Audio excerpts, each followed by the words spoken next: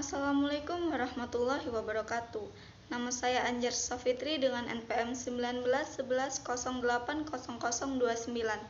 Di sini saya akan menyampaikan materi makalah saya yang berjudul Terapi Realita. Baik, kita masuk ke materi yang pertama, ada konsep dasar terapi realitas. Terapi realita adalah suatu sistem yang difokuskan pada tingkah laku sekarang. Terapis berfungsi sebagai guru dan model serta mengonfrontasikan klien dengan cara-cara yang membantu klien menghadapi kenyataan dan memenuhi kebutuhan-kebutuhan dasar tanpa merugikan dirinya sendiri ataupun orang lain.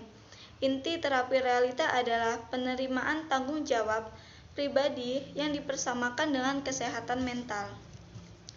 Yang B, ada proses konseling terapi realita. Konselor berperan sebagai yang pertama motivator, yang mendorong konseli untuk menerima dan memperoleh keadaan nyata, baik dalam perbuatan maupun harapan yang ingin dicapainya. Selanjutnya merangsang klien untuk mampu yang hidup selalu dalam ketergantungan yang dapat menyulitkan dirinya sendiri. Yang kedua ada penyalur tanggung jawab, sehingga yang pertama keputusan terakhir berada di tangan klien. Yang kedua, konseli sadar bertanggung jawab dan objektif serta realistik dalam menilai perilakunya sendiri. Yang ketiga ada moralis, yang memegang peranan untuk menentukan kedudukan nilai dari tingkah laku yang dinyatakan kliennya. Konselor akan memberi pujian apabila konseli bertanggung jawab atas perilakunya.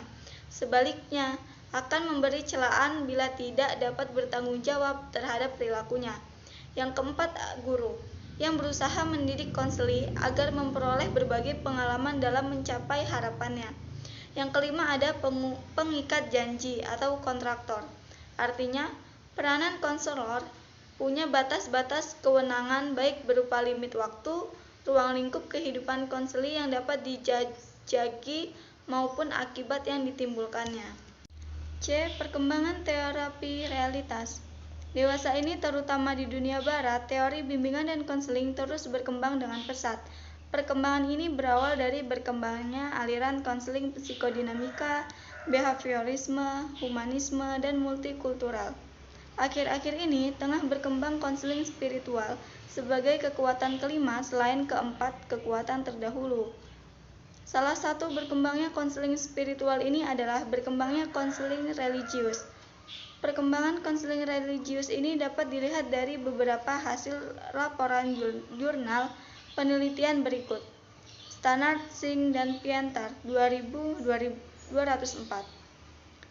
melaporkan bahwa telah muncul suatu era baru tentang pemahaman yang memprihatinkan tentang bagaimana untuk membuka misteri tentang penyembuhan melalui kepercayaan, keimanan, dan imajinasi, selain melalui penjelasan rasional tentang sebab-sebab fisik dan akibatnya sendiri.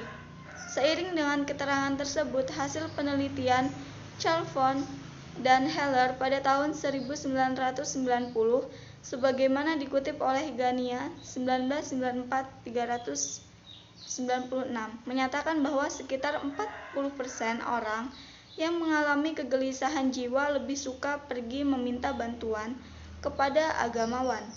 Longifer dan Worthington dalam Keating dan Fred 1990-293 menyatakan bahwa klien yang agamais memandang negatif terhadap konselor yang bersikap sekuler. Seringkali mereka menolak dan bahkan menghentikan terapi secara dini. Nilai-nilai agama yang dianut klien merupakan satu hal yang perlu dipertimbangkan konselor dalam memberikan layanan konseling, sebab terutama klien yang fanatik dengan ajaran agamanya mungkin sangat yakin dengan pemecahan masalah pribadinya melalui nilai-nilai ajaran agamanya, seperti ditemukan oleh Bishop 1992-179 bahwa nilai-nilai agama religious values penting untuk dipertimbangkan oleh konselor dalam proses konseling agar proses konseling terlaksana secara efektif. Yang D, tujuan terapi realitas. Yang pertama ada menolong individu agar mampu mengurus diri sendiri supaya dapat menentukan dan melaksanakan perilaku dalam bentuk nyata. Yang kedua, mendorong konseli agar berani bertanggung jawab serta memikul segala resiko yang ada, sesuai dengan kemampuan dan keinginannya dalam perkembangan dan pertumbuhannya. Yang ketiga, mengembangkan rencana-rencana nyata dan realistik dalam mencapai tujuan yang telah ditetapkan.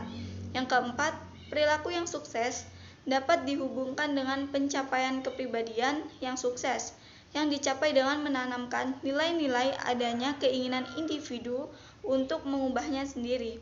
Yang kelima, terapi ditekankan pada disiplin dan tanggung jawab atas kesadaran diri sendiri. Yang ada tahap-tahap konseling. Thompson 2004 menjelaskan 8 tahap konseling reality therapy sebagai berikut. Yang pertama, konselor menunjukkan keterlibatan dengan klien, befriend. Yang kedua, fokus pada perilaku sekarang. Yang ketiga, mengeksplorasi total behavior klien. Yang keempat, klien menilai diri sendiri atau memalukan evaluasi. Yang kelima, merencanakan tindakan yang bertanggung jawab. Yang keenam, membuat komitmen. Yang ketujuh, tidak menerima permintaan maaf atau alasan konseli. Yang kedelapan, tindak lanjut. Yang F ada peran dan fungsi konselor dalam konseling reality terapi. Fungsi konselor dalam pendekatan reality terapi adalah melibatkan diri secara penuh dengan klien serta bersikap direktif dan didaktif, yaitu mengambil peran sebagai guru yang mengarahkan dan dapat saja mengkonfrontasi, sehingga klien mampu menghadapi kekerasan yang dialaminya. Pada saat yang sama, konselor juga berperan sebagai fasilitator yang membantu klien agar melatih tingkah lakunya sendiri secara realistis, rasional, dan mencerminkan total behavior.